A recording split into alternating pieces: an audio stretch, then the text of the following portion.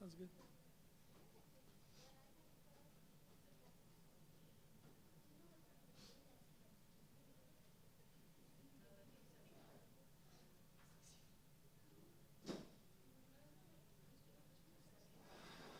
Okay, the streaming is going to be automatic, right? It's not automatically start at 6:30? Okay, okay. I was wondering. And um, is it just using whatever's programmed? For example, they wanted the recording to have either be the main screen and then the side screen be the PowerPoint. So it's going to show that, or was it going to show on the live stream? Oh, okay. Okay.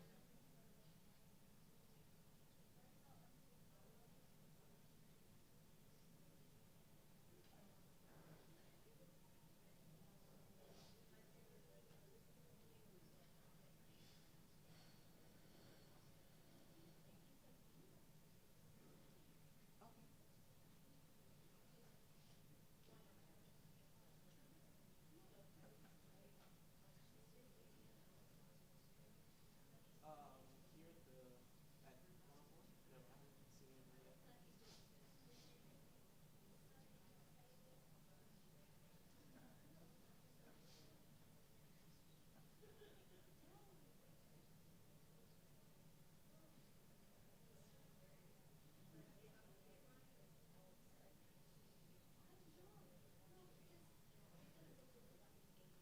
right.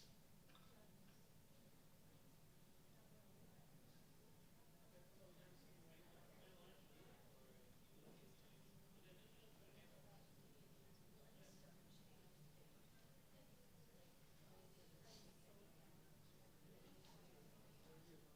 stream.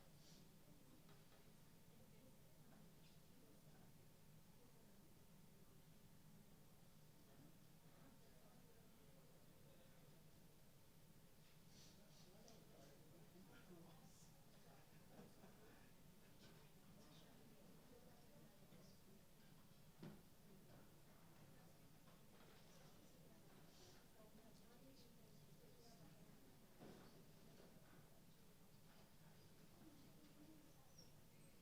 Okay. Okay.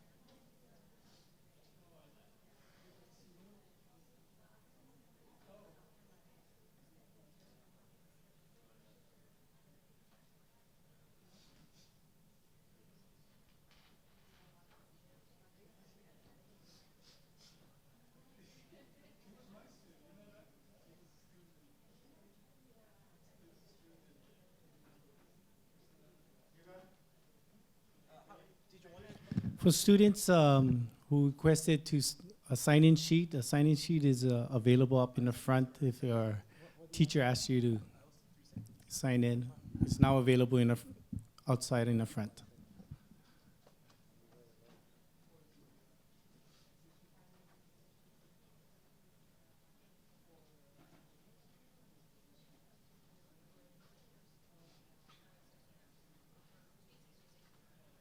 And also for the guests who has parked in the Barley garage and got a validation ticket, validation tickets will be available out in the front as well.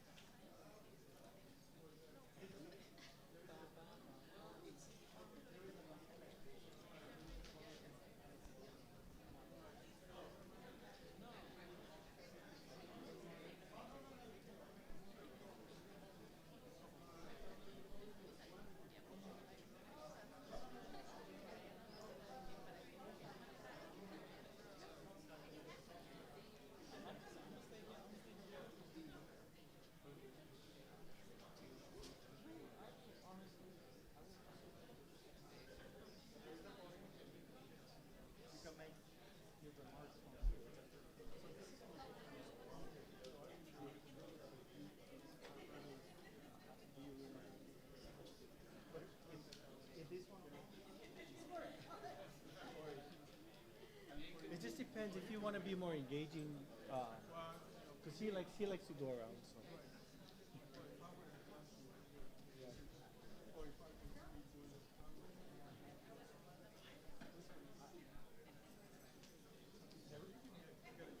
I can do this too.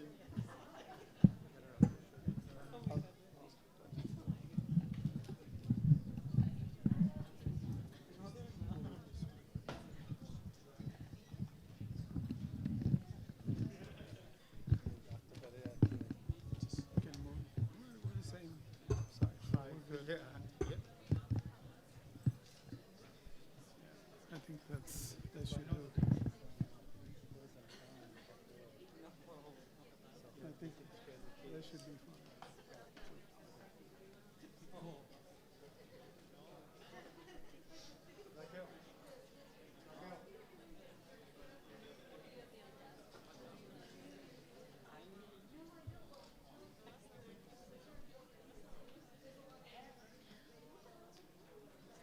Right here, and then you see the green light, and then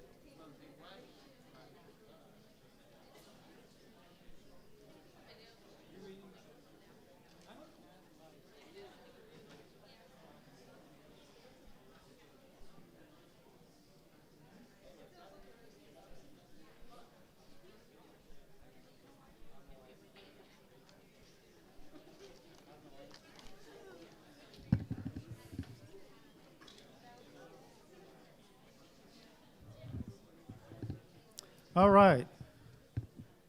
So welcome everyone to the College of Sciences Dean Distinguished Lecture with Dr. Erika Camacho. I'm going to just make just a few announcements, and then I will introduce our president, Dr. Reyes, and he will then do the official introduction of Dr. Camacho.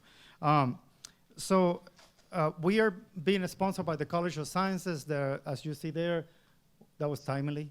The RISE and the MARC program, their student training program, and the PIVOT program, which is a academic success program, first generation. So I'm a first generation. Any first generation here? All right. That's what I like, you know. So, and so we're working with the students, and we always doing our best to bring role models to UTSA. So some of the announcements, first your phones, if you can silence your phones. I know that you are generation Y and Z, many of you, and you like your phones, but silence them, and you can tweet, and you can do whatever those things that you do with them. Parking validation is in the front. There is a table, so you park at the Barley. It's free, so just make sure that you do that. I want to remind everyone there is a research talk tomorrow at 10:30 in the BSB building, and that's in the Loeffler room. We are happy to announce that today's lecture is being live streamed via YouTube also. So, and I want to, usually when we do these things, we tend to ignore the people that do all the work, you know. So I want to especially recognize many of the staff that have helped me put these things together. The RISE and the MARC program and the Center for Research and Training in the Life Sciences. Diana Lomas, so you see posters all over. That's her right there. Carmen Sepulveda, who is in the front dealing with the parking validation, and she helped me figure out the parking. Kai, I call him my brain because he helped me with all the technology and everything else. And Linda Felan, who is also in the front working with the student. Also, we have academic technology. Robert Granado helped me with the live stream, and Joe Tobares, April, and others here that are helping me figure these things. And also the VP of Student Affairs, Barry and Liz, who helped me coordinate, including screening of the movie Stand and Deliver last night. So I am pleased and honored to introduce Dr. Pedro Reyes, our president. And while I was reading his bio, one of the things, and I was sharing with him now, is we have a lot of things in common, the passion for students. And he got obtained his bachelor's degree in Latin American history and education, and PhD in education policy and administration from University of Wisconsin-Madison. And he had positions at University of Kansas and Wisconsin, also Wisconsin-Madison, and eventually saw the light and came to Texas, and had been in UT Austin since 1990. And he had held many positions. Today we have the interim president here in UTSA, but also he was the UT System Executive Vice Chancellor for Academic Affairs, and he was involved in developing and creating the vision for the new campus in the UT System, UTRGV. So I know that we're going to have some students from UTRGV. Are they here?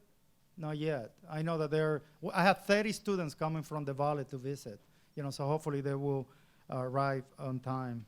So one of the things, as I mentioned, in terms of his research, the passion about education, research, and teaching, and also many of his writings are around student success, and also the impact of poverty in people. He had gained many awards. One that I want to emphasize is the Distinguished Faculty Award from Texas Association of Chicanos in Higher Education. So please help me welcome Dr. Reyes.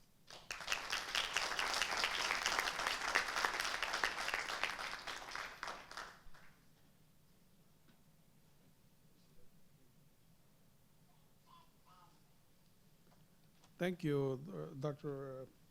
Barea. Thank you so much for the introduction. And good evening, everybody.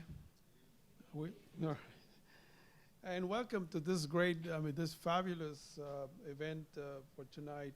How many of you are visiting from off campus? All right. Welcome.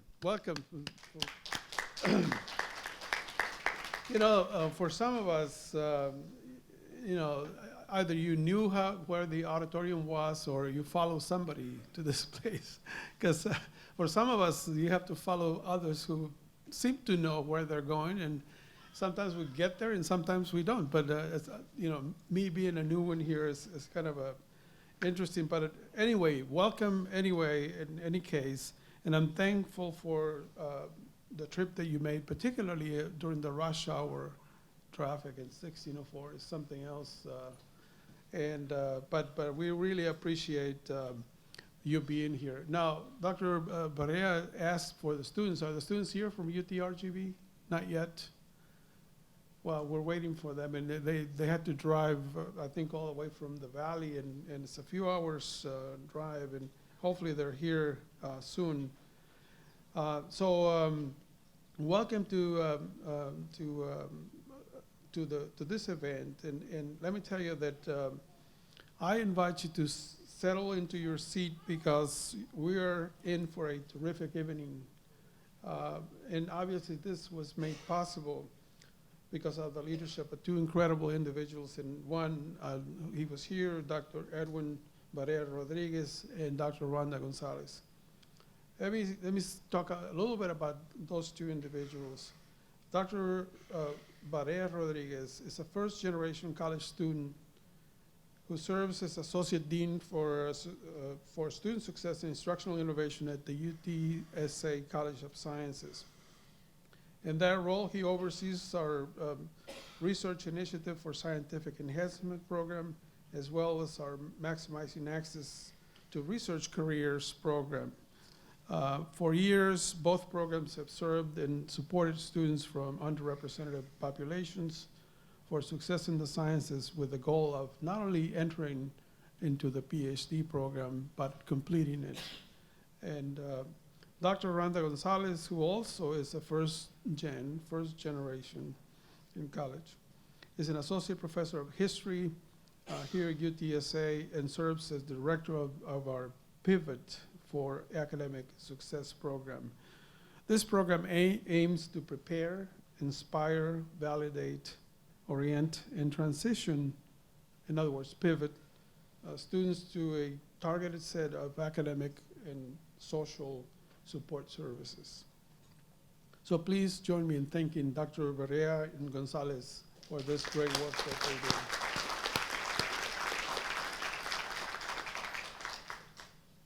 Now, you may have seen the many signs around the campus or posts on social media in which UTSA has been touted the significance of being first generation. Similar to tonight's guest speaker, guest lecturer, and perhaps like many of you, I am also a first generation college student. So I and many others here know the challenges of being the first in our families to go to college.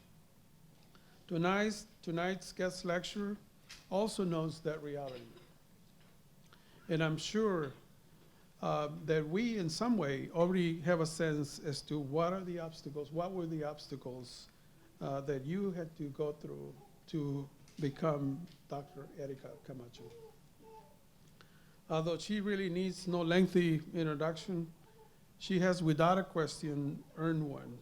And I feel really privileged to share with you some of her background. Dr. Erika Camacho is a professor of mathematics at Arizona State University. She's the daughter of Mexican immigrants who once sold clothes in the back alleys of East Los Angeles to provide to their family. In high school, she was a student of Jaime Escalante, who was portrayed in the film Stand and Deliver. If you have not watched that film, I highly recommend it.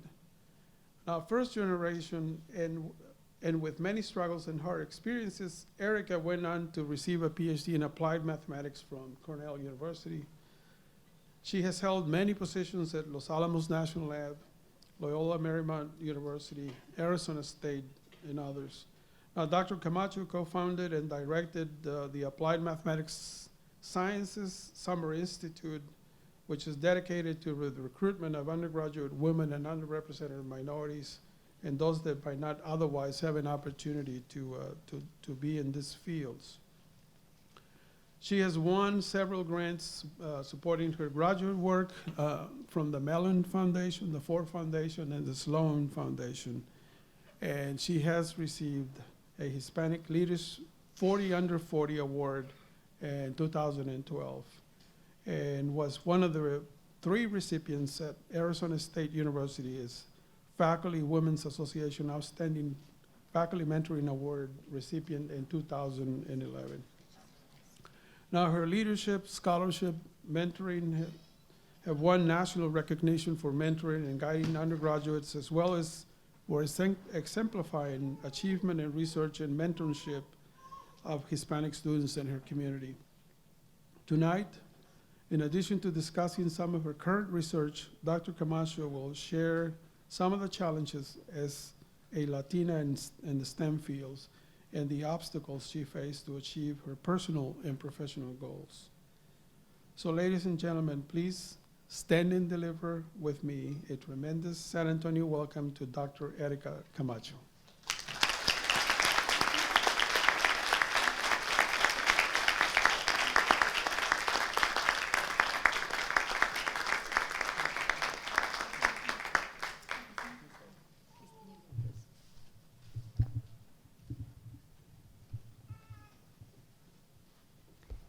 Can you guys hear me? Thank you so much for that wonderful welcome, and thank you so much for showing up. I'm really delighted to be here. I'm really excited. I get invited to give different talks, and believe me, this meant a lot to me to come here because I feel that I identify with you, with the students, with your trajectory, and not only with the trajectory of the students, but with the trajectory of the professors.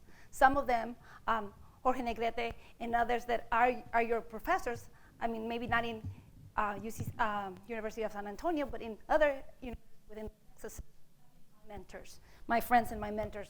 So I completely feel like part of this family. So thank you so much. And so today I'm going to talk to you a little bit about my story, the challenges that I had to overcome, and how I got here to where I am, and how I got in this path.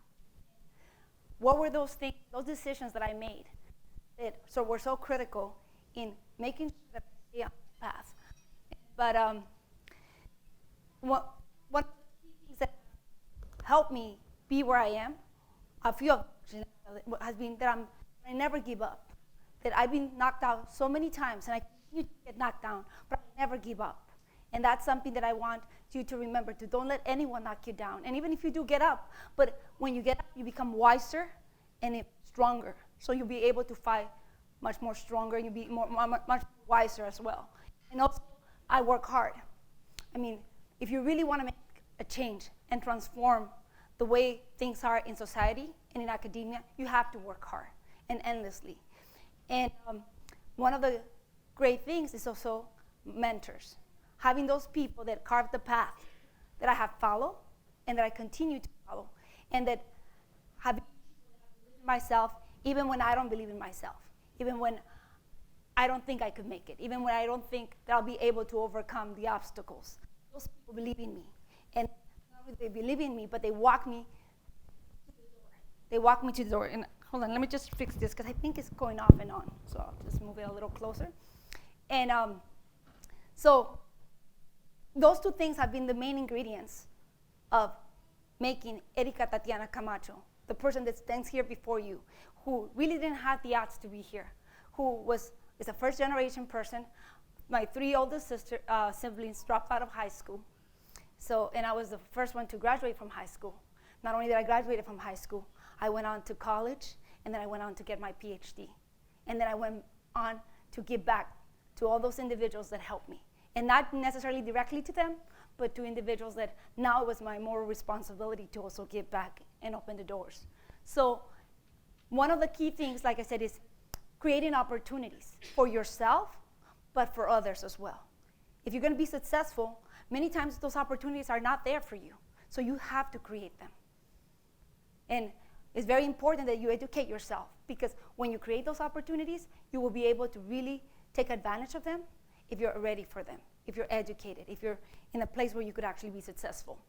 So in order for me to put it in context, as you may say, well, here's this person coming to tell me about all these things, but okay, so she has a PhD. Is that what makes her different? No. It's the path, it's the how I got here. So I grew up very poor, extremely poor. My father died when I was 3 months old, leaving my mother with 4 kids, all under the age of 5, to take care of. and she had to juggle 3 different jobs to provide. She had to be both a father and a mother. And I realized that at the point that when my father died, her dreams and anything that she had hoped for herself has completely disappeared, because her only hope was to provide for us. In fact, my mother, her main hope was to make us into good people that could work, that would be able to provide for ourselves. In fact, I remember she never talked about us going and becoming doctors or lawyers or anything like that. And for a while I thought, well, gee, my mom doesn't really believe in us, because she never said anything like that. She would never even tell us, oh, you have to become a teacher or anything, nothing professional. But I realized that it was not that she didn't believe in us, that she knew the reality that we were in, the reality that we live in. That for people coming from backgrounds where I come from, really there's not much hope. There's not much that we can do. I mean, the main hope is to go to school, get a little bit of training, and then know very well how to do certain jobs like clean houses or fix cars or do something like that so you could have a job. That was the hope. But so I realized that very early, because like I said, I realized that we didn't have much. And what was one of the things that was hard to understand when you're young is understand how could the world be so unfair? How could some people have nothing to worry about, and us, sometimes we didn't have food to eat, or we didn't have certain things, right? I remember in Christmas, my mother would say, pick the toy that you want and pick it very wisely, because you only get one toy. And remember, good things come in small sizes, because we would always get small little things, one single thing, because we didn't have much, right? But so I couldn't understand. You know, I'm Catholic, and my aunts and my grandmother would always say, well, God loves everyone. I said, well, probably God didn't love us, because why is He so unfair to us? Why do we have such a hard life? We hardly see my mom. She's always working, right? And so it's so unfair. And for a while, I couldn't understand, and I really hated my life. But you know, soon I realized that it was all part of a big plan. God had a huge plan for me, bigger than I could ever imagine. And had I not gone through that life, I wouldn't be standing here with you, and I wouldn't be the type of person I am. And I wouldn't have the sense of purpose that I have and the conviction to make a difference. So I think it was a big plan. I just didn't know it. And by the end of my story, you'll realize that indeed there was a plan, that I was in the making, that was part of a bigger plan. And so right now, if you're in the same situation that I was, where you're poor, where your family is struggling, realize that it's part of a bigger plan. You just have to stay focused. And you just have to make sure that you educate yourself, that you take advantage of opportunities, and that you seek opportunities. So we were in Mexico. I was born in Mexico. And like I said, my mother had to juggle 3 jobs.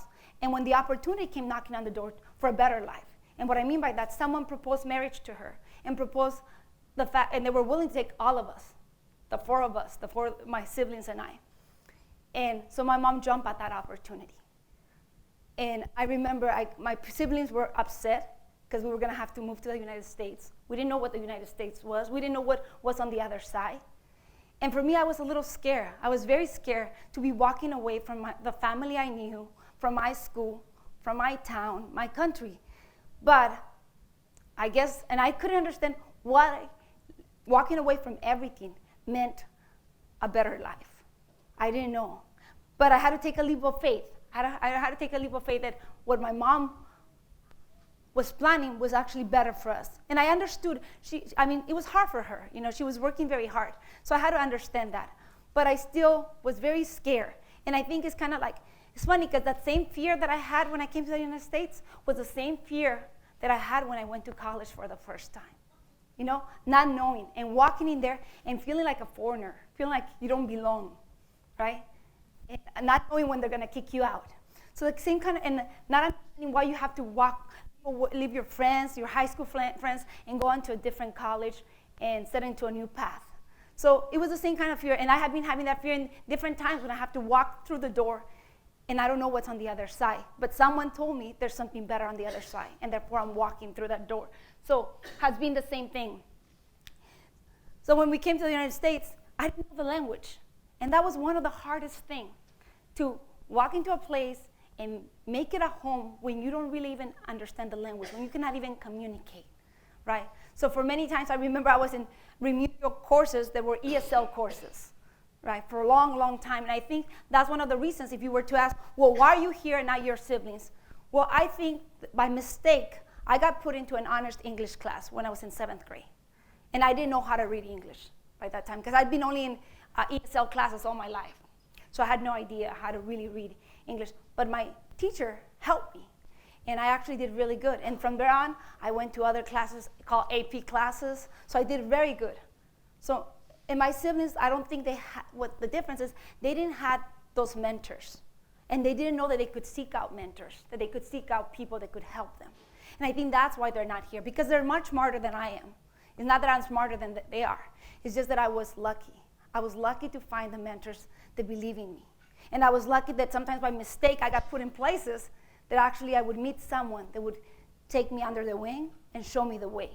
So that was really, and if you would say, well, if you're, many of you probably are familiar. Many times I put here these pictures and these posters from movie Colors and Boys in the Hoods to show individuals where I come from.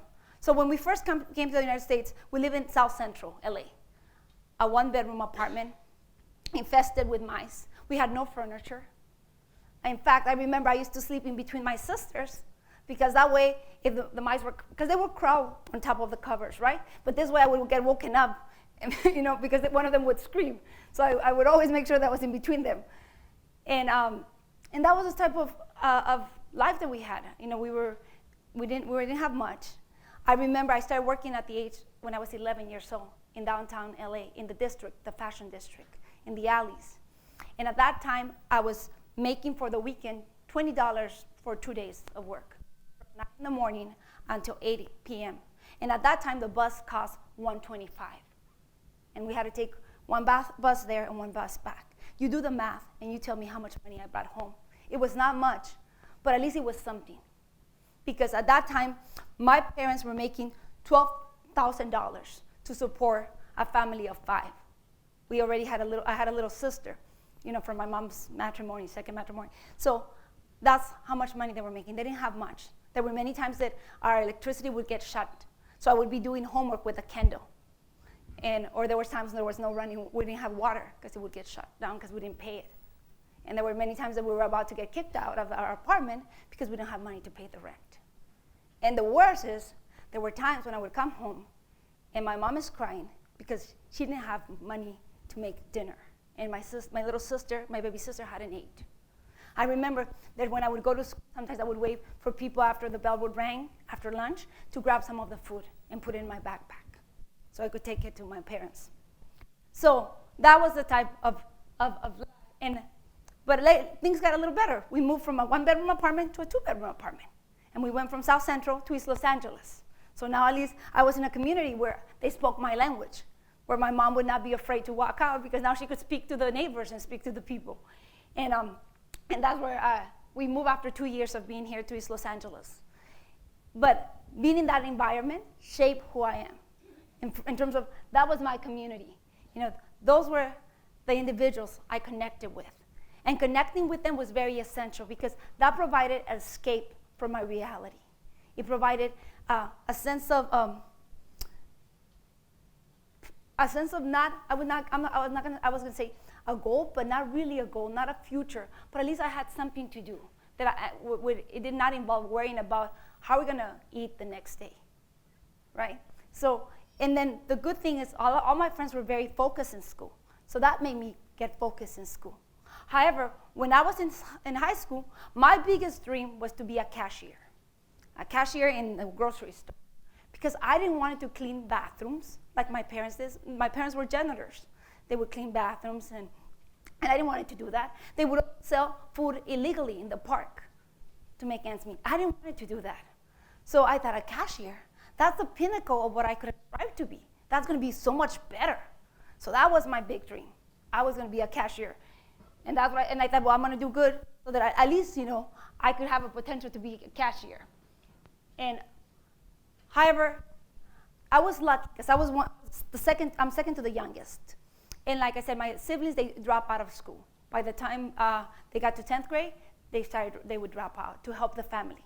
And my oldest sister, she would work overtime to be able to pay for the fees for some of the programs that I was involved in. So thanks to her, I was able to get involved in different activities that they didn't have a chance to be. And that gave me also perspective, an idea of, well, there's more than just being a cashier.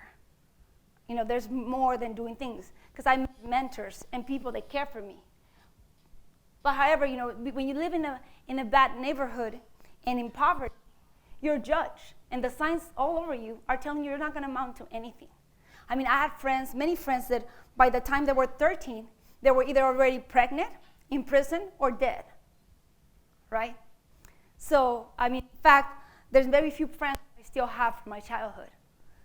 So, in that environment, there's not much that you could strive. There's not much that you could hope for, right? You're just living day by day. And I think that's one of the things that, is very difficult to try to instill in youth that they can achieve more when they're seeing the reality. The reality is right there in front of them, and it's telling them, no, they're not going to do much, because they're trying to fight for survival at that moment. So talking about a future might seem really far away from what they could accomplish, right? However, like I said, I had mentors. I had mentors that helped me believe in myself. And one of the things that they helped me also realize is that you have to educate yourself, right? But that the main idea of social activism and of transforming the world and transforming your life, your personal life as well, is to follow your passion and your dreams, but to let that process be led by the needs and the conditions of your community. We cannot forget our communities. We cannot forget those people that have, as we're accomplishing our dreams, as we're moving forward. We have to always look back and remember where we came from, and remember how the door was open for us, so we could open it for others as well. And that was something that I have to thank my mentors, because I think that really gave me a path of not just becoming a professor for the sense of doing research, but for a bigger purpose of transforming society and transforming academia and transforming people that go into mathematics, the area that I'm in, allowing more people that look like me, that come from my background, also be accepted. Many people ask me, Erika, what is it to be a minority? Or explain to me, why is it that underrepresented minorities are not doing well in STEM, in science, technology, mathematics, and engineering? Why is it that they're not doing well in those areas? Or why is it that they're not doing good in school? And I tell them, you see, minority is not skin color. It's really your upbringing. It's your human conditions that you had to overcome to be where you are. It's really all the obstacles you had to overcome. That's really what makes a minority and the minority experience. You don't have to be brown like me to understand. You just need to have lived it and know what it is to be the only one, or the one that no one believes in, or the one that is not getting the chance. That is why sometimes it's hard to succeed, because you have so much baggage when you walk into your classroom, when you walk into the school, and you're being asked just to focus on education, and you have all these other issues that are bigger, that are more important, right? And if you don't have a mentor or faculty that understands those issues, you're not going to do much. For example, I had a student in my calculus class, 18 years old. He was 18 years old, and he was falling asleep in class. So obviously, I called him to my office. I said, we need to talk. And he came with his friend who was in my class. So I went there, and I lectured him like if I was a parent. He got teary-eyed and said, I'm so sorry, and walked out. And then the friend said, Dr. Camacho, you're mean. You don't know what he's going through. His parents just left him. Well, his father had left him like a year ago, and his mother just walked out on him and his two little sisters, and he's supporting them. One of them is 13, and the other one is 9 years old, and she has learning disabilities. But so at that point, and she goes, but he doesn't want you to know, because he's afraid that you're going to call social service, or anyone is going to call social service, and they're going to do something about it.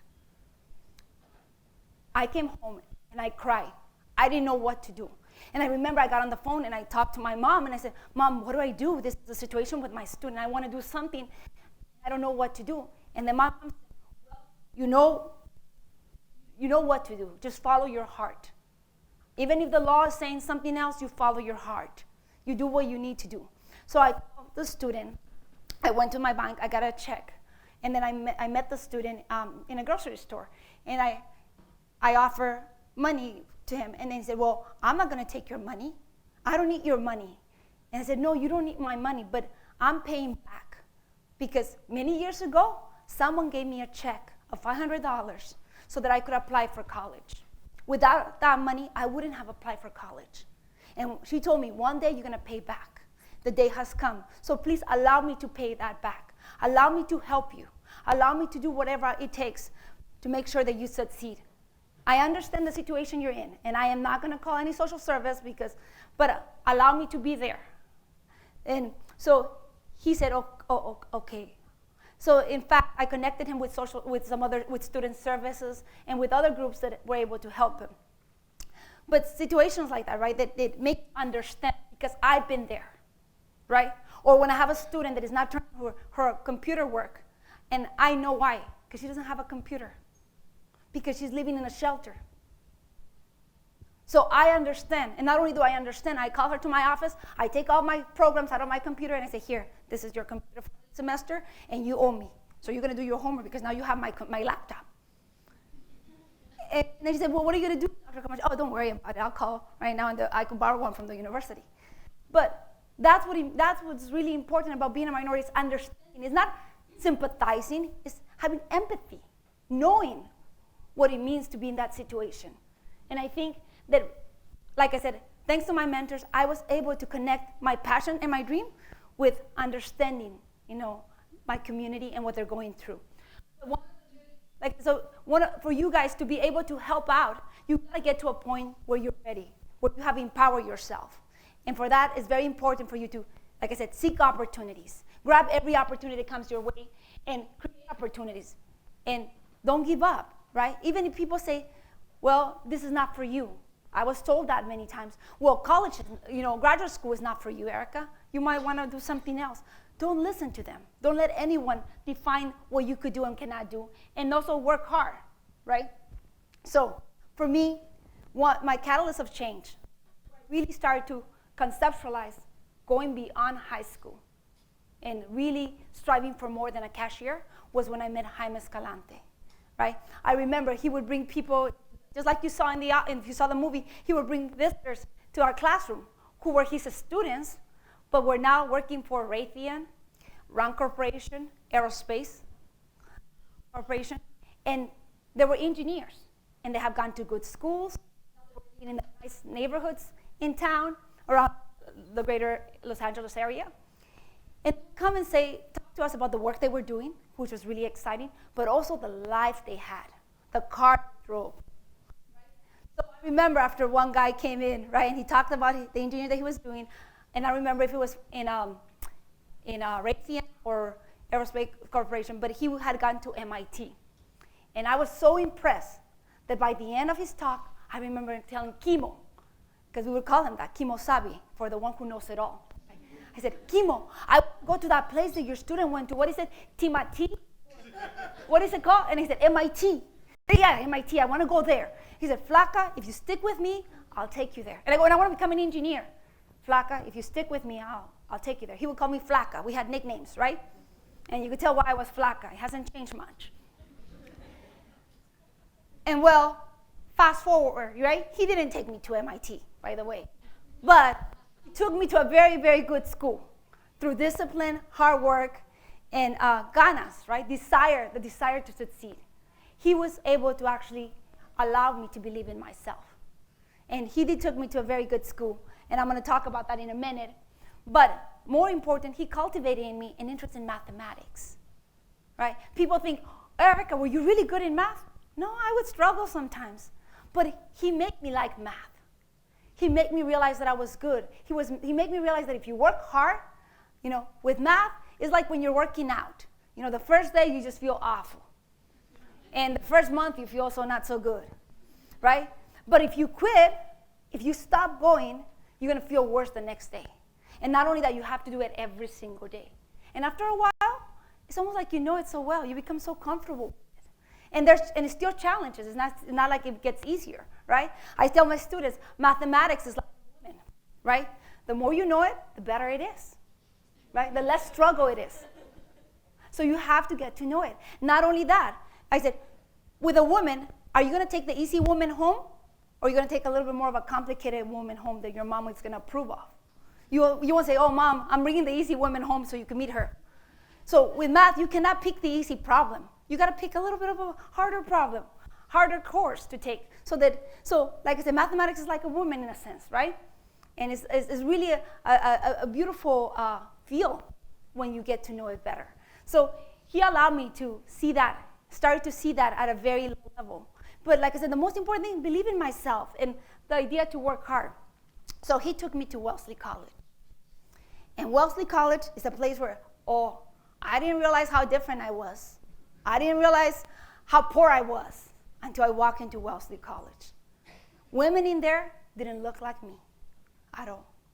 Economically, they were doing great.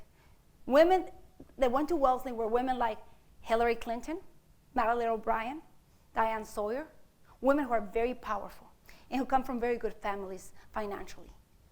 So I was just one of the few that didn't come from those families. In fact, I had to juggle 5 jobs all at once to be able to send money back home, to my parents. So I would be working to pay for my book, but also to send money back home, even though I had a scholarship.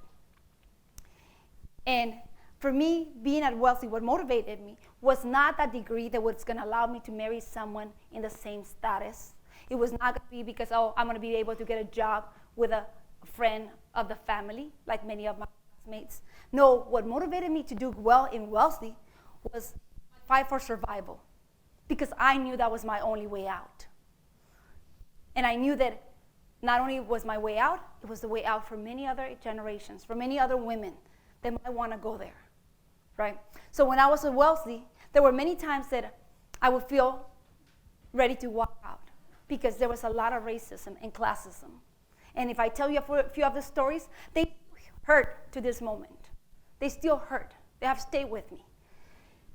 But when I was getting ready to leave and just throw everything, I would not call my mother. I found out very quickly, because the first time I called her, she was, mija, just come back here. Your siblings are going to find you a job in downtown LA. Did I tell you they're paying $25 now? They're not paying $20 anymore. They're paying $25. I wanted to hear that.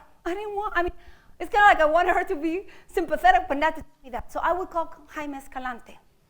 And Jaime Escalante would start harsh. He would say, you have no right to even think about walking out. They gave you an opportunity, and you took it. And great opportunities come with great responsibilities. And you accepted it. You have the responsibility to finish and do well. Because the minute you walk out, you're going to close the door for many other women to come, and women that come from our community. So that's not a choice for you. And I'm sorry that you're feeling that way. I'm sorry that they're being racist to you. You take that anger, you take that hurt, and you make that be your drive to do well. So he would be like that, and he was harsh like that. And he said, and you have the potential. So what if your lab partner doesn't want to work with you? You find someone else to work with you. Because I had a lab partner that when she found out I was Mexican. So we were assigned. And I guess she thought I was from Europe, and she started talking to me in French. And then, of course, I don't understand what she's saying. And then she said, wait a minute, you don't talk French? And I said, no, I don't. So what is that accent that you have? I said, well, it's Mexican, right? And she said, oh, my God, I cannot work with you. I cannot work with you, she said, because my grade is going to suffer. And initially I thought she was joking. No, she didn't work with me at all. And I tried to do the labs by myself. I had never had physics before, and this is a physics class. And I remember trying to do certain experiments like the tour by myself and then measuring the time. I was just getting and estimating times. I was getting completely nonsense in terms of the numbers and the data. So I was getting really bad grades. And after my second lab or third, I decided to go talk to the professor. And what he said was, I don't blame her. I don't know why we keep on admitting people like you who are just here to quota. And I asked him, well, aren't you going to assign me someone else to work with? He said, no, I cannot do that to other people. So I went back, and here, me being ignorant, not knowing how the college works, not knowing that now as a professor, I could tell you, we cannot say that to you, right? But I didn't know that. So I went and I recruited all my friends, the 30 that were there. Well, I only had 30 Latina friends. We were a very small group. That's all. There was about 36 Latinas in Wellesley during that time. And I recruited some to join do the lab. They were either Spanish majors or political science majors or in the humanities. And they would come, but we would have to come at midnight or after midnight. So some of them, after a while, they say, Erika, I'm sorry, I want to help you, but I have to get to bed or I have to do this other stuff. So I was back by myself. Even though it was really hard, and I worked really hard, I only got a C. And I worked the hardest in that course, right? So at that point, I realized maybe engineering is not for me, right? Not realizing, not connecting that I was doing bad because I didn't have the resources to do well, right? But that was my fault. So that's why I was complaining to Escalante about that, right? And he would just say, you're gonna get up and keep on going. And then, well, with any of our conversations with Escalante, as the conversation went on, he would start to joke around, right? And I remember I would tell him, hey, Kimo, remember you said you were gonna take me to MIT? And here I am at Wellesley College, which is also in Massachusetts. He said, hey, Flaca, I'm just a human. I'm not a perfect science. Where are you, 40 miles away from MIT? And I was 40 miles away. So he would start to joke, right? But I said, well, you didn't take me to MIT. He said, you were close to MIT. You could take the bus, right? Well, fast forward 20 years, he did took me to MIT, okay? 3 years ago, I was in MIT. I was the first woman in mathematics, and actually I was the fifth Martin Luther King Jr. visiting as a professor in mathematics, and I was the first woman. He took me there, but as a professor, not as a student. And I remember and this was a very monumental day for me, okay? Because I waited for this opportunity, right? I didn't apply for undergrad, I didn't apply. I was too scared to do it. For graduate school, I applied, I got rejected. So here I am, realizing the dream 20 years later and in a different form and shape. And as I'm walking out the door, my husband said, Tati, because my name is Tatiana, Tati, and I turned around and he noticed I had tears in my eyes. He said, keep your head up. Kimo took you to MIT. He did. He fulfilled his promise. So you go out there and you make him proud. And when I got to the classroom, I got early and I sat in the seat. And I remember the students were coming in. And at the end, once they were all there, I got up and I said, oh, it felt so good to sit there. I waited 20 years to sit in that seat. But I'm up here and it looks much better from up here. And they all laugh, right? And I told them, the story. And they all clap at the end. And I tell them, and then I said, you guys have a great responsibility because there's people that want that opportunity. When you're given an opportunity that others want, you have a great responsibility to make the best of it and then go and create other opportunities so people could get a chance to come and get a chance to do things.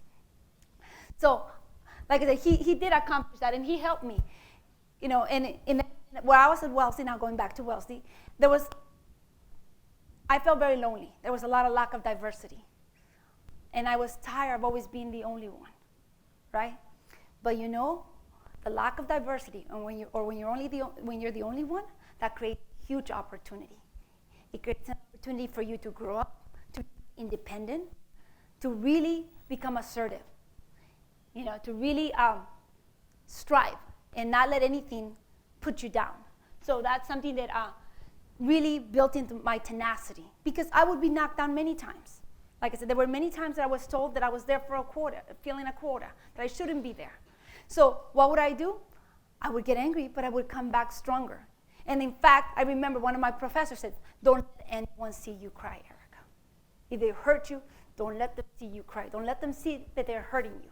So I would cry when I was in the shower because that way people would not hear me cry. But did I want to go home? Yes. I wanted to run back home. And I understood now why so many people drop out and walk away. Because when you feel so lonely and when you have no one that understands you, you just want to walk away. But I realized that was going to be the solution. A better solution is for me to stay there. And that's one of the reasons why I became a professor. Because I was tired of looking around and no one looked like me. No one understood where I was coming from. And I wanted that to change. So I figured, at least I'm making one more, right? But like I said, feeling alone, you learn to thrive. Especially when you're put in an environment where you're the only one. Like being in math, I went to conferences and even summer programs where I would get invited back, and I was the only woman getting invited back.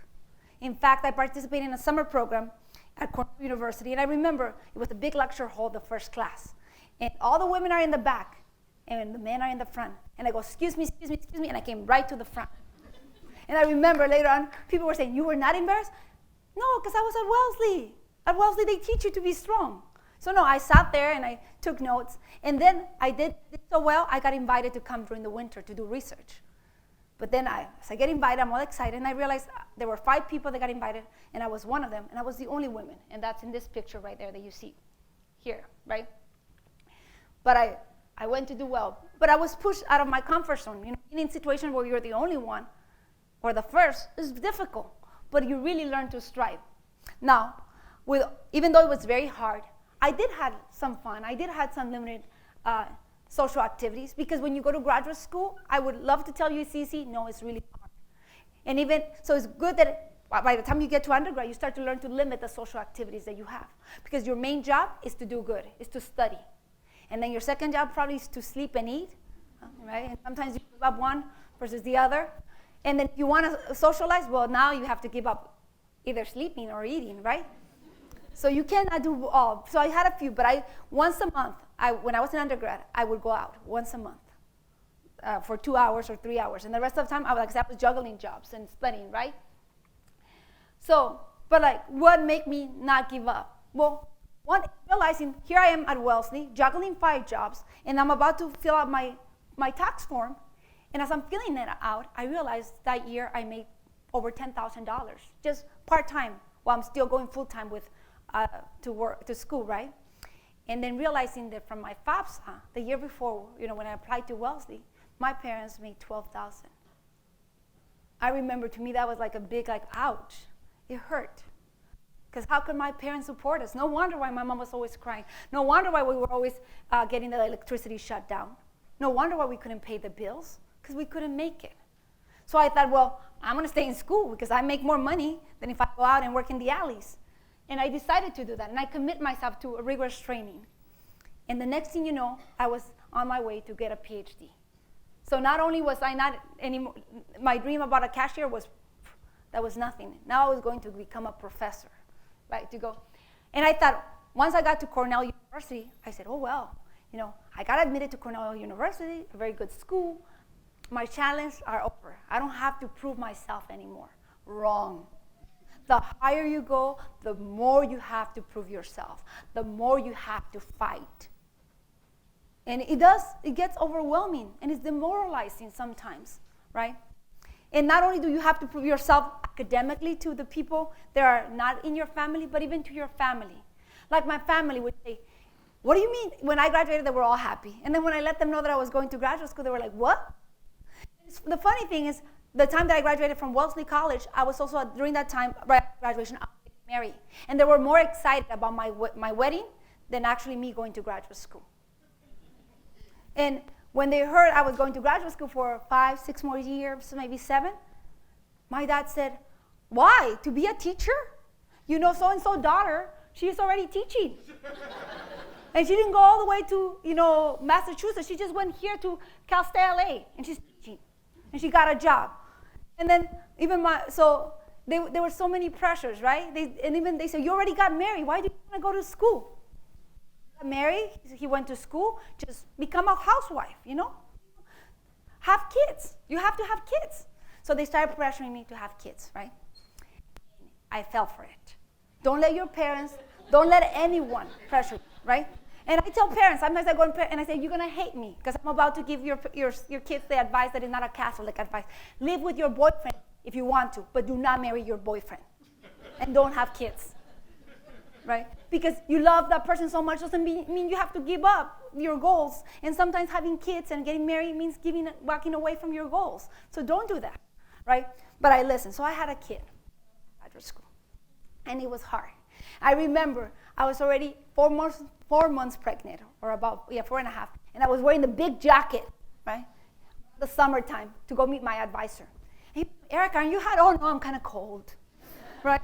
And I had a hard time telling him. I didn't know. And then when I told him, by the time I told him, I was 5 months pregnant, I said, Erika, why you took so long? And I started to cry. I didn't know how to tell you, and I didn't want it to be treated differently, because I'm always treated differently.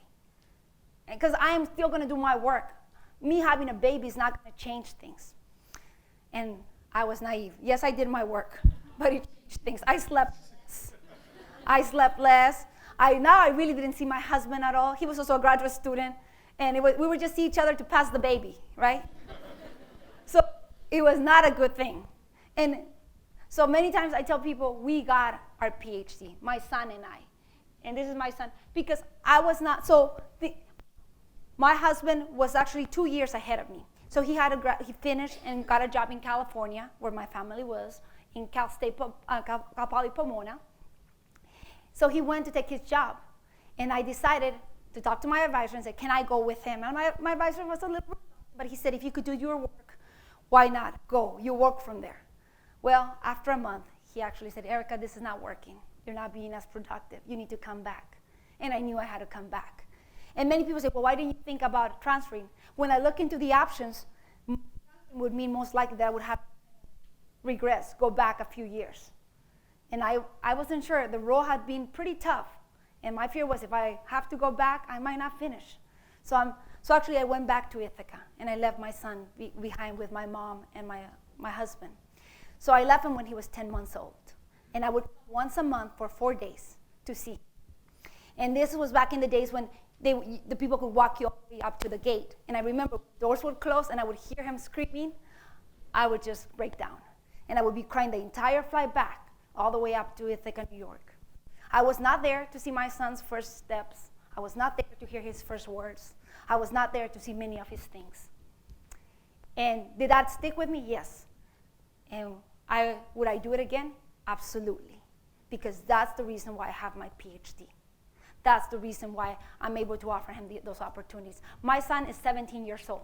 He's a freshman in Arizona State University. And when he was going to college, right, that's when it hit me that, that he had been such a rough childhood initially with him in terms of, with his other siblings, I have 2 other kids, has been different. I have been there for them. But with him, I felt like I was not always there, right, because I was focusing on finishing my school. And then he comes and says, Mom, can we talk? As I'm helping him pack. And I'm packing, I said, sure. And he goes, no, Mom, can you sit down and can we talk? And at that point, I thought, oh, God, he's not going to college, right? So I sat down and I said, we already pay all the dues. And they said, no, Mom, it's not about me. I know you think I want to go to college. I just want to say thank you. Thank you for, going back to Cornell and finishing your PhD. Thank you, because you gave me a life that I wouldn't have. I see my cousins, and I see how they struggle, how their parents struggle, and we never had that life. So thank you. And it meant a lot to me, because, I think he gets it. I think, and our relationship has been great. I think he realized that, that I had to make certain sacrifices to be where I am. And like I don't think, I love the fact that he's here. I would have reconsidered having him so early, because I was not ready. I mean, I wasn't going towards my career. I should have finished. I should have gotten a job. Then that would have made it better. But I didn't make that decision, right? I made not the best decision. So, but I did the best I could. I mean, because he went to meet with Los Alamos. It was me and him alone, and it was hard, again, because I was working in the lab most of the time, and in the night I just put him to bed so that I could get to do my work and do some research. So instead of doing other stuff. But like I said, so that's with my son. But like I said, what it really helped me throughout was really having people that care for me, that believe in me. And most important, having people that help me grow. People that I could kind of reach out to and even now I do that. When there's times that I have to make a tough decision and I don't know what's the best one, whether it's academically, professionally, right, whether it's personal, I reach out to them and they'll give me their best advice. And not just one person, but it's many of them, right? And I just have a few of them here. And also role models. When you're in a place, you have to have a kind of like someone that is inspiring you, someone that is the person that you want to emulate, that you want to strive to be like.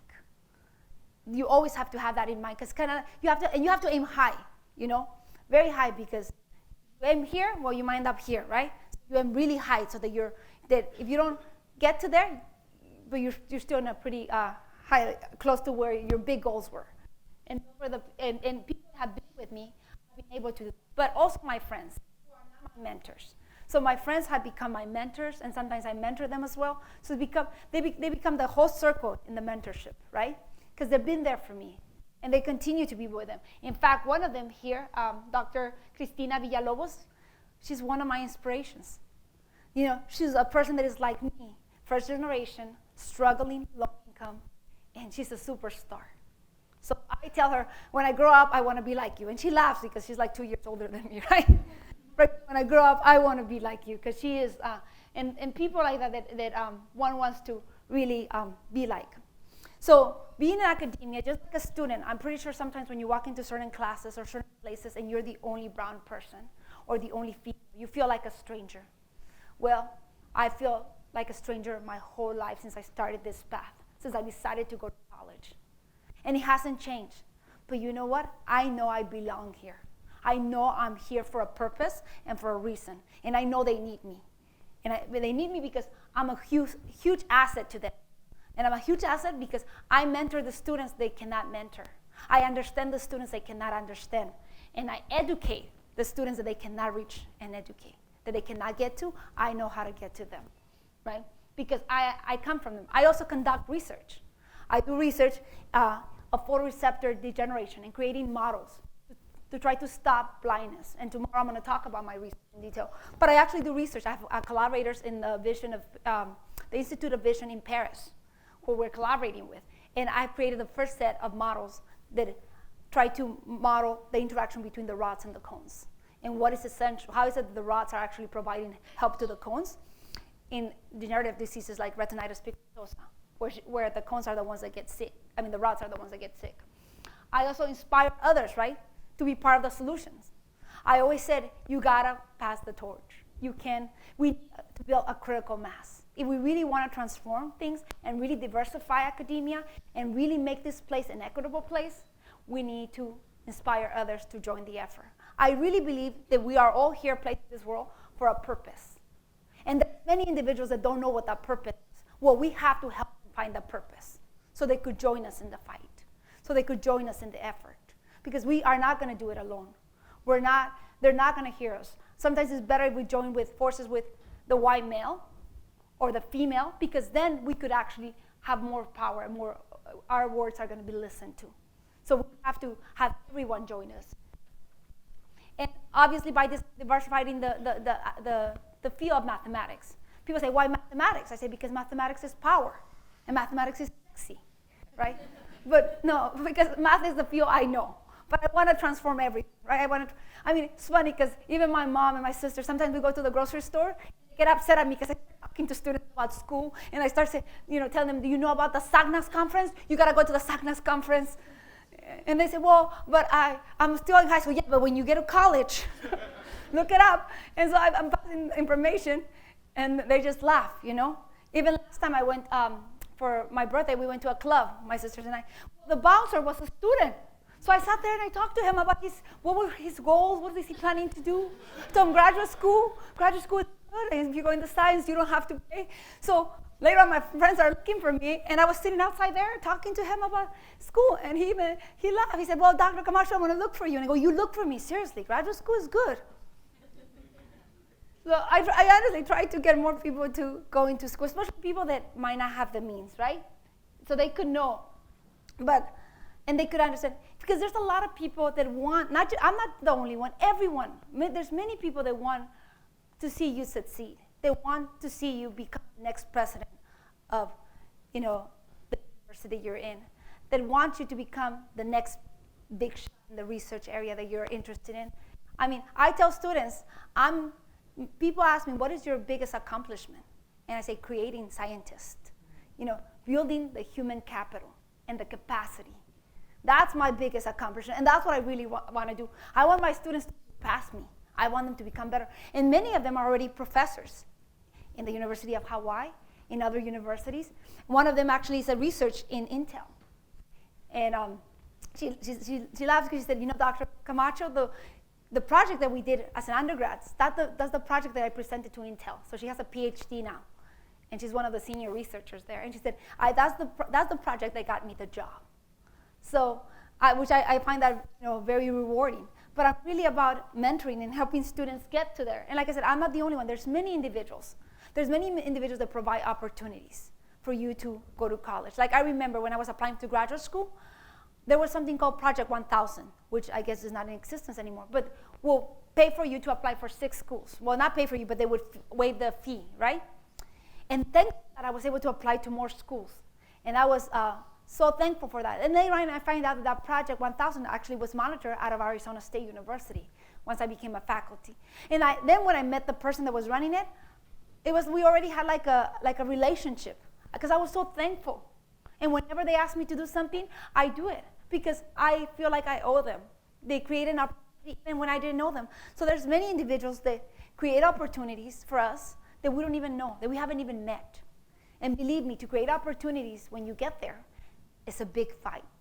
You have to fight, you have to convince people, you have to make sure that the message that you're trying to deliver is heard and is heard clearly, and the purpose is understood. So it's not an easy job. So if you have a fellowship or scholarship, yes, you deserve to have that scholarship and because of merit. But that is not the reason why you have it. The reason why you have it is because someone created that opportunity for you. Someone decided to work hard to make it possible for you. And I say that because when you get your degree, your bachelor's or your PhD, you just have to pay it back, right? So, but transforming education and transforming transforming yourself takes a very aggressive approach from yourself, like an individual. For me, it took a lot, but also from the community, your teachers, your mentors, your parents. Like it's a collective effort, because like I said, there's going to be many times when you're going to want to just drop the towel and walk out. Just recently, a month ago, I was ready to quit because there's so much that one has to fight as a faculty, right?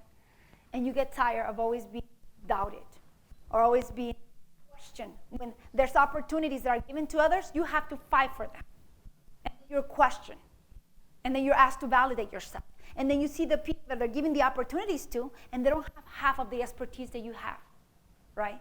And the reason I was about to walk was not that, but because I said, how can I go and preach to students to become faculty members when I don't even know if I belong here? When I've been trying to belong here and I can't. When I'm trying to make a place where I'm welcome and I can't. When I'm being told that, yes, we want you to come in, we want you to bring diversity, but this is not your home. It's kind of like when you go and visit other people, right? You have to be in your best behavior, and you cannot be yourself. And they say they want you. So, like I said, there's been times when I've wanted to walk out and but those are the times that my community helped me realize, Erika, you just need to think clearly, and you need to move forward rather than walk everything you built.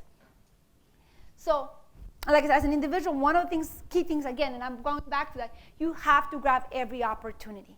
Every single speaker that comes, like I mentioned about the student that I did research with her, one of the students that was in that same group, I met her in a conference. And then she contacted me, and then she came to do research with me in the summer. And later on I met her. So you have speaker, when there's something that you think that it might be appropriate, go to that talk. If you're too busy, stay in the back and open your book and zoom in and out. I do that sometimes, but if it's actually someone that is going to deliver a message that is just meant for you, you will realize that, and you will close the book and you'll meet that person, and that person might be your next mentor, or might be the person that is going to open the door for you to walk to certain things. When I was a student, the first talk ever I gave was because I met someone who had gotten to give a talk at a summer program. I was a participant. And the way I participated in a summer program was because someone else told me I had to apply. And I follow and I apply. So do things like there's summer programs, there's a lot of opportunities, but you have to go and seek them, and you have to grab them. You can't just sit there. They're not going to come opportunities are not going to come and knock on your door. You have to go and look for them. And you have to do that. And like I said, and most important, people tell you that, you shouldn't go to graduate school, or you shouldn't major in this. How do they know? Right? How do they know? It's like I tell students sometimes when they fail my class, right? I tell them, I love you dearly. And this F does not represent who you are. It just represents the fact that my teaching style doesn't match your learning style, right? Or that maybe you were not really focusing this year. But honestly, take the class again. If you don't want to take it with me, take it with someone else. Because don't let one bad grade define who you are, right? I mean, I remember when I was in Wellesley, there was a professor that when I was applying for graduate school, I went for a letter of recommendation. I got an A with her. But I guess she knew that I had struggled with either with physics, my physics course, or the courses that I was taking with her were the courses that I was just holding on to do my best. You know, I was not really embedded in the courses. I was not really part of them because there's courses that are like that you have to take because of requirement. But I did well. So I went and I asked her for a letter, and she said, well, Erika, I don't think I could write you a letter. In fact, I don't think you should be going to graduate school, not even for a master's. You should just plan on staying an extra year and get your teaching credentials. And that you should do. And I thought about it because I admire this lady. I admire this professor. And I thought about it, and I thought about it, and I said, heck no. I am going to go until they kick me out. And that's what I said. Honestly, people would say, well, how long are you going to be in graduate school? And I would say, well, if it was my family, I would say, I don't know. Because I said, well, I'm going to stay there until they kick me out, you know. And hopefully they won't kick me out. Hopefully I'll finish before they kick me out. But my attitude was, I don't know, you know. But I was going to go and make a difference. And I wasn't going to let people define me. That's one of the things.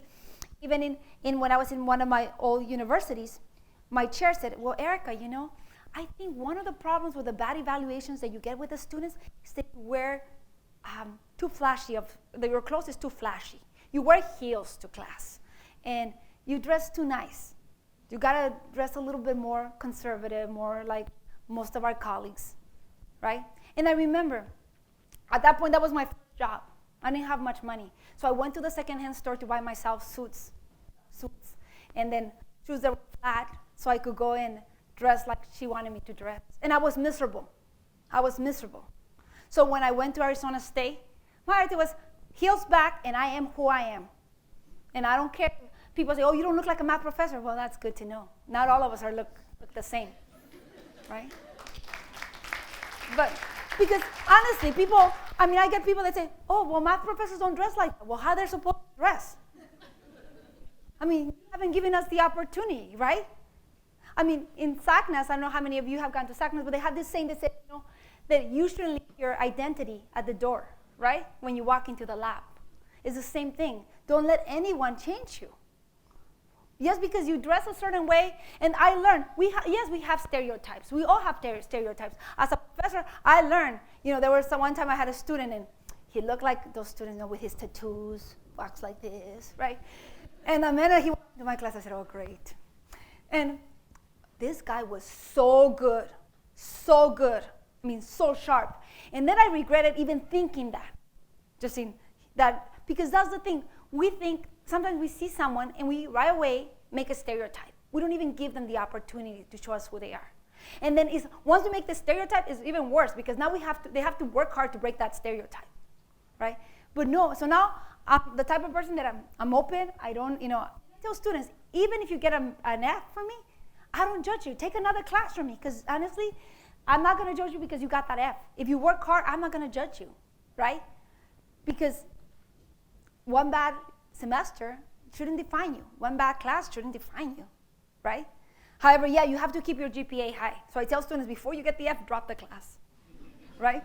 It's like in Arizona, right? If they get a D, I guess you could take the class again, like calculus, for a higher grade. So when I'm going to fail them, I call them into my office and I tell them, do you want me to give you the D or the F? And then they say, what do you mean the D or the F? Well, I'm sorry, no, if you get the D, you cannot take it. If you get the F, you could take it. And they say, what do you mean the D or the F? Well, if I give you the D, you can take this class again for a better grade. If I give you the F, you could take it again. Which one is it going to be? You right now have a D, but I'm willing to give you the F. Very good, but so you could take it. It's not like I'm cheating you out of your points, so you could take it again and get a better grade. Because honestly, you never know. Because I had a student one time, the reason why is I had a student, she had the D, I gave her a D, and then she comes, Dr. Camacho, I cannot take the class again for a better grade. You gave me the D. And I didn't know, so now I know. So now I talk to the students before I do that. But like I said, and definitely create your destiny. You know, even if you have a very rough path, like I said, I had a very rough path, but I think it's because it was a part of the plan, right? This whole plan, that I could understand students. Like, honestly, teaching at Arizona State, which is a public institution, right? It really validates my existence, because I have students there that have a lot of challenges, just like I'm pretty sure you guys have a lot of challenges in your life. And it really makes me feel like I'm there to fulfill a purpose, you know, to really transform their lives. So, and I understand it because I've been there with them. I understand their trajectory, right? And there's many times that I feel like I'm falling off a cliff, you know? And I feel like this is it, you know, I can't deal with that. There's no way I will be able to overcome that obstacle. But then I take a deep breath and I realize that all the challenges, all the times that I've been knocked down, prepared to be able to get out, to be able to, you know, really overcome that obstacle, to be able to do even better. So I think when you have a rough time, you're just getting prepared to be stronger, right? It's kind of like, you know, when you're a kid and you're learning to skate or to ride your bike and you fall down. It's like I tell my son when he's falling, I say, good. And he said, but I just fell. And I said, yeah, but that's good because next time it's not going to hurt that much. And that's not true, but I tell him, because the more you fall, you're going to become prepared. You know, next time you're going to know when it's coming. But I think it's a similar thing. You know, when you have a heart, you get better at dealing with problems and solving problems, right? And so, you know, so I got better. I got better to the point that I felt like, oh, now I'm good. So I waited. I wanted really to make Escalante proud of me. People, I waited to, after I left Wellesley, I waited to contact him. I said, I'm going to make him proud of me.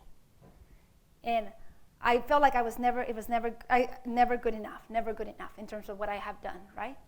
And then I get a phone call one evening, and it's from his son. And I realized I waited too long to say thank you, because he was dead, right? He had gone. And I told his son, you know, I really want to tell your father thank you. And I waited so long. I wanted him to be so proud of me, but I waited too long. And I thought, and at that point I thought, wait, you know, the person that gave me the purpose of being in this path is not long here. What am I going to do? I felt like I was chasing for a while, right?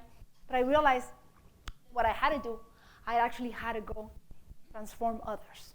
I had to, because Escalante and the teachings that I learned from him live in me.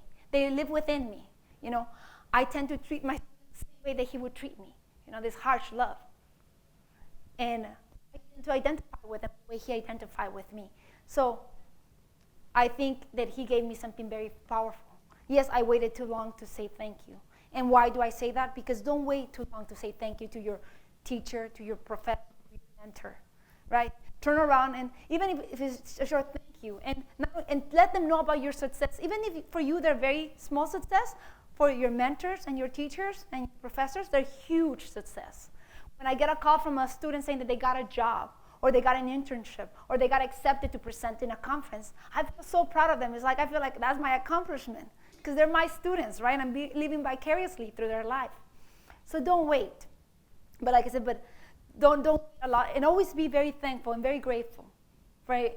That's one of the things that I've learned. It you have to be grateful, because you don't know how hard it is for the people on the other side. While it's hard for you, while you're taking advantage of that opportunity and doing your best, it's harder for the person who created it. And you got to give them a little bit of a reward so they could continue to do the same for others, right? But like I said, and very important, like I said, be tenacious, honestly, and resilient. Get knocked down, get up. Get knocked down, get up. I mean, it's a never-ending story, right? In fact, resilience is what makes us so strong. Right? It's what makes us able to overcome anything. In times of really hard times, those people that have been knocked down the most are the ones that actually will be able to be standing, because they're so strong and they're so ready to overcome things, right? And also work hard. I always tell my students, play hard, work hard. You know, life is about working hard. If it was easy, everyone would be in school, everyone would have a PhD, everyone would get a bachelor's. No, life is hard. When it's competitive, when there's limited spots, it's hard. But you owe it to yourself. You owe it to your parents. And you owe it to us, to your community, more than anything. To do work hard and seek opportunities, right? And like I said, and stand and deliver. honestly stand and do what you were meant to do. Make that difference for yourself and for others, right? One of the things that is going to happen, that is already here in front of, and especially in Texas, right? We're huge. We're a huge number. Latinas and Latinos, we're here. And we're not going anywhere, right? We're not going anywhere. But we don't want to be your janitors. We don't want to be your mechanics, right? We want to be your lawyers. We want to be your doctors. We want to be your professors. We want to be your CEOs. So what do we have to do? We have to educate ourselves, right? We have to educate ourselves. We can't let someone else make that decision. We have to take that decision, and we have to make the best of it. And I tell students always, I know that it's a huge sacrifice because I'm asking you to put your life on hold for the 4 years that you're going to be in school. And then later on, for 6 more years or 7 more years, while you go get your PhD, right? But believe me, when you come out, you could have whatever you want, and you're never going to have to take a test again in your life. If that's not a huge incentive to go get your PhD, I don't know what it is, seriously. I mean, you're never going to have to be tested. You get interviewed, and you're getting asked questions about your knowledge, because they could see there, based on your transcripts, that you know the stuff, right? So it's a very big difference. So do it for yourself, and do it for everyone. Last 2 weeks ago, I was in a talk by Nelly Galan, right? She's a very strong businesswoman, powerhouse. And one of the things that she said, that it stuck with me, she said, we need the demographics of American is changing, and we have to change with them. We in academia have to change. We have to change the professor, to look more like the demographics, the students to look more like the demographics, right? Because we're already here. But one of the things that she said is that our language and culture were our biggest asset. To not hide them or be ashamed by them or deny them. And to me, that was very powerful, because I think throughout my life, even now, it's almost like I'm getting asked very subtly to change who I am, to change the fact that I'm Mexican, that I'm an immigrant, to change the fact that I have an accent, instead of accepting me, I am. And I shouldn't hide it, because that's my asset, right? And not only is that my asset, like I said, do the math of life. The numbers are here, we're here. I mean, right now, 1 out of every 5 women in the United States is a Latina, right? By the year 2060, more than 1/3 of the women are going to be Latinas. And so we need to understand that. And we need to educate ourselves so we could open the doors for them, because many of those Latinas live in poverty. And unfortunately, living in poverty means lack of resources, lack of access to education. And the biggest indicator of how a kid is doing is how the mother is doing, or the mother's education. And like I said, 1/4 of the Latinas right now are living below poverty line. More than half are living near poverty line. So we need to educate them. And how do we educate them? We become the role model. We open the doors. And I know I'm preaching to the choir, because you're very understanding of Latinos, but don't forget that. And especially when you go out into the real world, and when people are going to judge you because you look different than them, or because you come from a different economic background. Don't let that be the thing that deters you from the path that you've taken. Like I said, it's not going to be easy. It's going to be hard. But then you could have whatever you want. You could have not just academically, but also personally. Personally, I have a very comfortable life. I cannot say I don't. I live in a very nice, drive very nice cars. I mean, I like nice stuff. Can I say, right?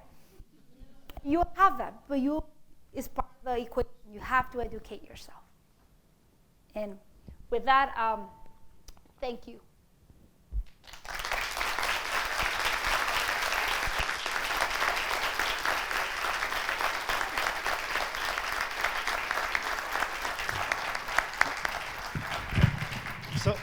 So I want to give the opportunity for anyone who wants to ask questions or address. That would be great.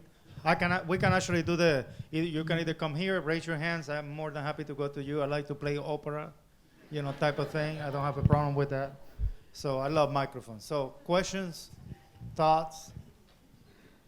Come on, students. By the way, we have, we did get UTRGV students here. Raise your hand. All right, they're here. So, Dr. Dirt, where's Dr. Dirt? Yeah, he's somewhere. There we go. Yeah, he was lost, and I caught him. But anyway, so questions, students, come on. Guess I'll stand up. Hello, my name is Abe Sanchez. I go here at UTSA, and I'm part of the RISE program here. And one of my questions is that, well, I guess the best way, okay, hold on. So I mean, great presentation, by the way. The reason why I want to get a PhD mostly is to teach. I was lucky to have a really good chemistry professor at my hometown, Edinburgh. And thanks to him, that inspired me to do greater in life. Kind of like you, I wasn't really aspiring to be anything more than maybe a bachelor's. If anything, a bachelor's was like kind of a long shot. But now I really do want to go to graduate school and get a PhD. But yeah, I do want to teach to inspire my future students. However, and this is also in your case, you also had a high school teacher that inspired you. So sometimes I feel guilty because if I do become a professor, I won't be able to inspire the high school students that probably might need it more than undergraduates. So what would you say to that thought?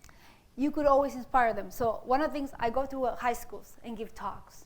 I have high school students come to the class. So I connected with some high school teachers, and they bring the students to my classroom.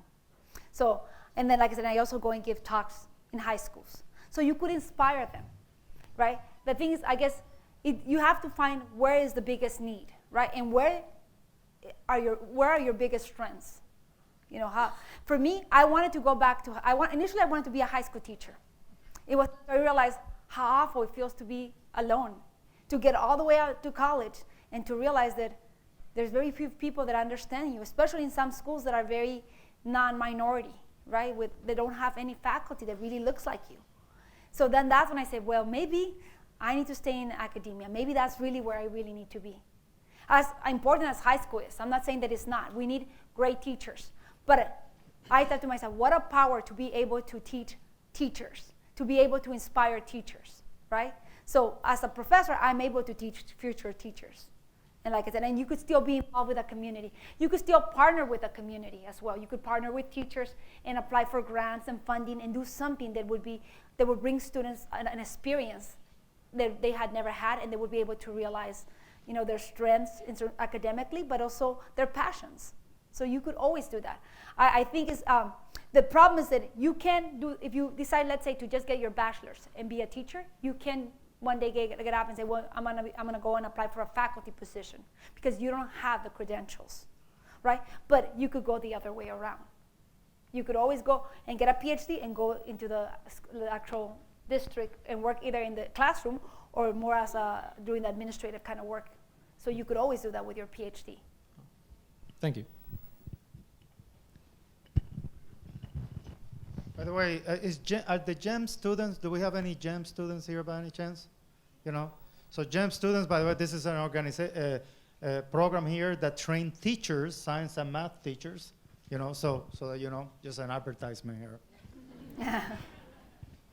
Hi, my name is Taylor Adams. I'm an undergrad here at UTSA, majoring in psychology, and I do want to go on to get my PhD as well in the field, and I know that there's going to be a lot of things that I don't want to do and things that I'm not looking forward to. So I guess my question is, how would you sort of motivate yourself and change your attitude about something you don't want to do and make it fun and enjoyable as much as it can be? I think one of the ways that I do it, or I try to do with the students, I said, don't think so much about the grade, right? Don't think so much, like really, and depending, if you're more of a person who likes to learn collaboratively, how can I say the word? Work with other students. Working with other students actually is really fun, even in homeworks or even just doing review problems or doing review sessions with other students. That's a way, because then now what you're making is learning a socialization kind of environment where you could socialize and also learn. So things that, or what are the things that really intrigue you? Or sometimes there's students that like to know the history behind, right? behind let's say if you're learning a certain method or a certain theory, well, who was the person, what was happening at the time? What are the things that inspire you, right, to do that? To me, I'm a people's person. So the way I get inspired is by getting other people to work with me and join me, and then it becomes like almost like we socialize and then we work, and it becomes much enjoyable endeavor. So that's a way to, because there's going to be classes that you're not going to want to take, obviously, but you have to. What I do is I looked at, okay, what are from the professors that are teaching, who are the ones that I think I'm going to do better, because their style of teaching really matches my style of learning. And also, during what times, because if they're teaching in the morning, I'm not a morning person. So all those factors go into then saying, okay, this is the class I'm going to take. And sometimes what I do is I actually take another class at the same time. Like as a student, I would do that. I would sign up for my classes and then attend another class for a while and do the work. And then before the drop period ended, I would really ask myself, am I going to stick with that class that I was afraid of, or am I going to go ahead and switch? But then I would switch, and I would still have a full load, and I would be fine in terms of my scholarship. So always do that as well. And talk to professors as well. Professors and especially if you have this mentor relationship, in confidence, they'll tell you, oh, don't take that professor, or oh, I wouldn't take that professor. Because so they'll let you know, or they say, oh, he might not really be the best person to teach you that subject. Thank you.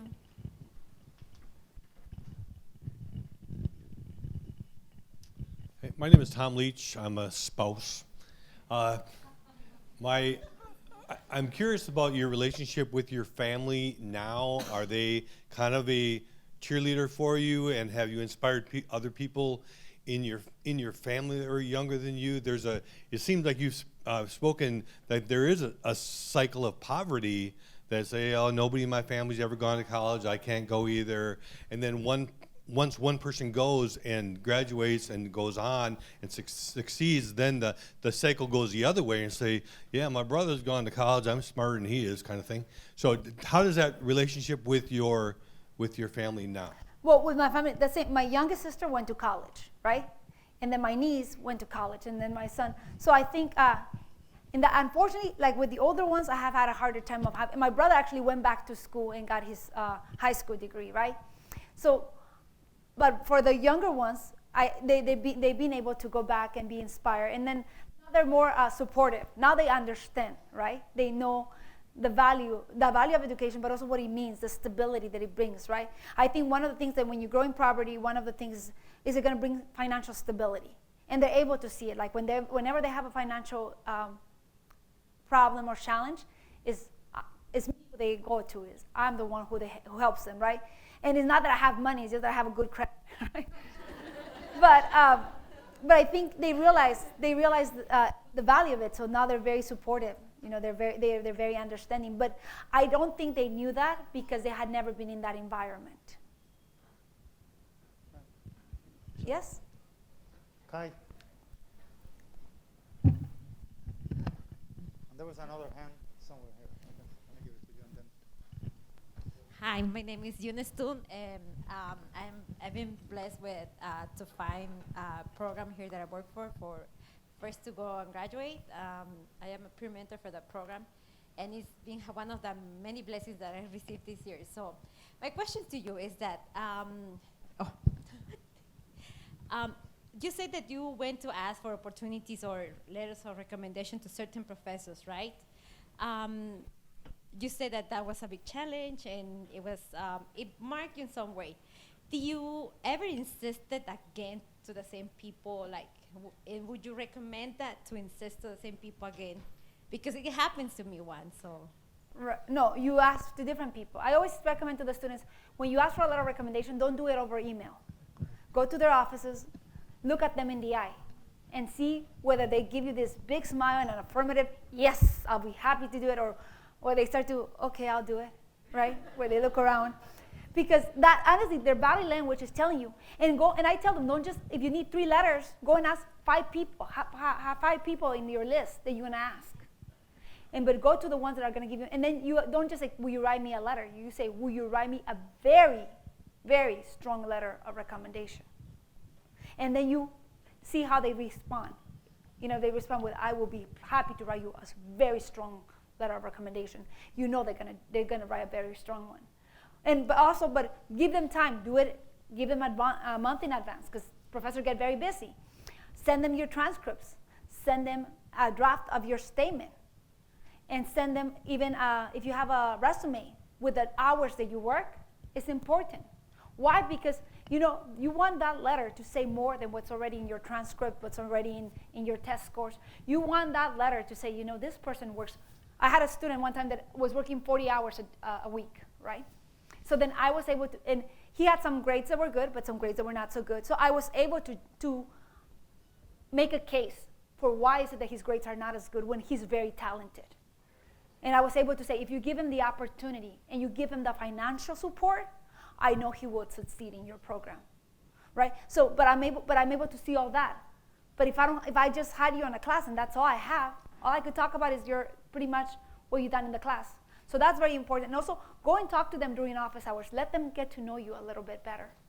Because then they get to understand when you're going through challenging time. If there's a family issue or there's a health problem in the family, they're able to they understand that there's certain times in your academic career that you had some really big challenges to deal with. But no, don't go to a person that said no. That would be my advice, unless you really have no one else to go to, right? And also the hierarchy. There's sometimes, and one more thing, sorry. Students don't realize this, students at Arizona State. They go and ask letters from their instructor because they really got along with their instructor. And I told them, that's great, but in academia, we're very hierarchical. You go and ask the full professor, and then the assistant professor, the associate professor, and then the assistant professor, because titles in academia matter. Heavyweights matter, right? And then they said, well, I remember with one of our students, he was top notch. He was a 4.0 student in math, great. He applies to a couple of schools because he was gonna stay only in Arizona. And there's only 2 schools, U of A and ASU, right? And he didn't get in. And then it dawned on me to ask him, Frank, who do you ask for the letters? Because I knew his track record was impeccable. I had him as a student in 3 classes, and he was good. He didn't ask me for a letter, right? And then when he starts naming them, they were all instructors. And then I said, why do you do that? So then I had a conversation with him, and they said, Dr. Camacho, you're so hierarchical. And I go, no, I'm not. This is academia. And honestly, who writes your letters matters. Even with me, when students come and ask me for a letter, right? And my husband is more senior, I would say, and he's also a math professor, and I say, you took a class with my husband, go and ask him for the letter. I'll write it. And you can say that you talked to me, I'll write it. But he'll sign it. I go, because his title is a little more heavy. Not anymore, now things shifted a little bit, but initially it was like that, right? And I would say honestly, because I know that I'm not even tenured yet, so it doesn't look as good. So, but always be strategic. Always be strategic in what you do. Hi, my name is Ben Kim. You mentioned in your lecture that your background is in applied mathematics and that your research is in retinopigmentosum. I was wondering how you initially made the bridge between something you know so well into something that you don't know as well. Well, the way you do it is by learning more. And in fact, that project, the retinitis pigmentosa, came out of an undergraduate idea. So I work with undergraduates, right? And one of the things that I like to do is ask them, what are they really interested in? What problem? Not what math problem, but what societal problem, what problem in general. And some of them might say, well, drug abuse, or this. And some will say, well, blindness. And I say, okay, that's very good. What is specific thing? And then the person came and the group started to say, we want to study retinitis pigmentosa. Well, I had to learn the application. So learning the application really well took me at least 7 years, right? So when I did the project with them, I always, if it's something that I really got involved with, I want to publish it. So I kept on learning it after the students left, and we actually published it, but we couldn't publish it because mathematically we have proof that the rods help the cones, but there was nothing biologically that said that yet. So when the publication came out that there was actually this RDCBF protein that indeed exists, then we were able to publish our work. But it takes a while to learn, but you guys gotta be passionate, right? And making the connections as a student who's gonna help you is gonna be your professor, the person that you're working with in terms of bridging the gap. But if you're doing anything, math is applied to everything, everything. I mean, even in English now, they're doing research with mathematics where you count, what you do is you analyze the frequency of certain words that are being used. And that tells you the era, and it tells you also what kind of a environment was going on when that book got written, and things like that. So math is everywhere. I tell students, your cell phone that you love, mathematics was at the heart of making those communication possible, right? Before we even had it, when the government had it. In fact, the National Security Agency is the biggest employer of mathematicians, the biggest, because for many big challenges we need math. Math is not so much about the different classes that you take that matters, is the way of learning, is more like an educational approach, the way you approach problems, and the way you learn to solve problems, right?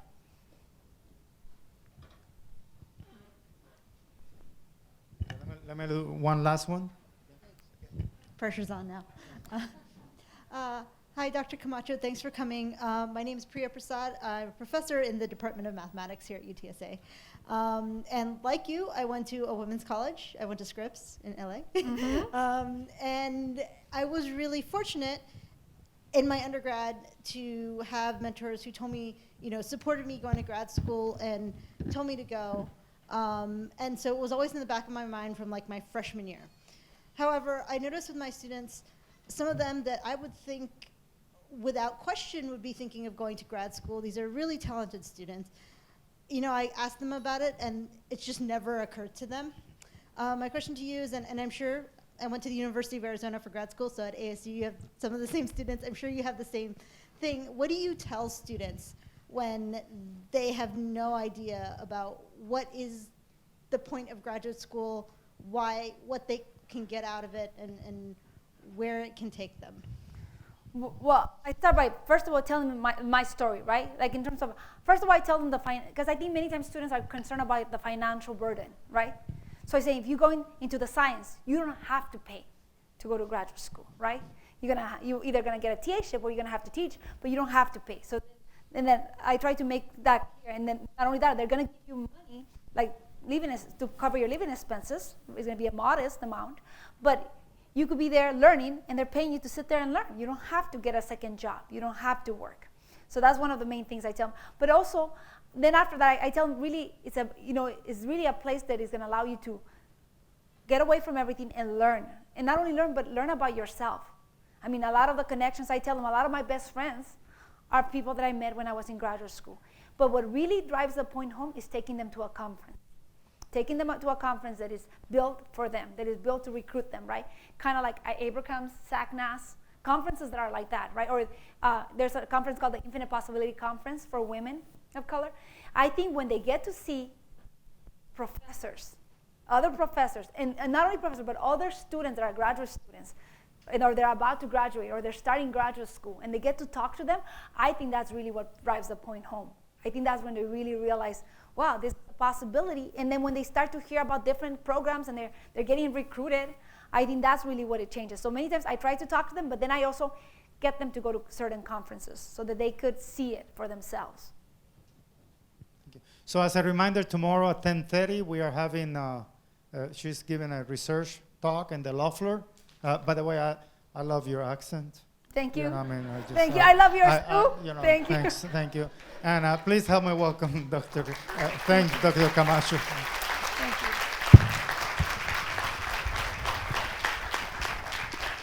you. Good night.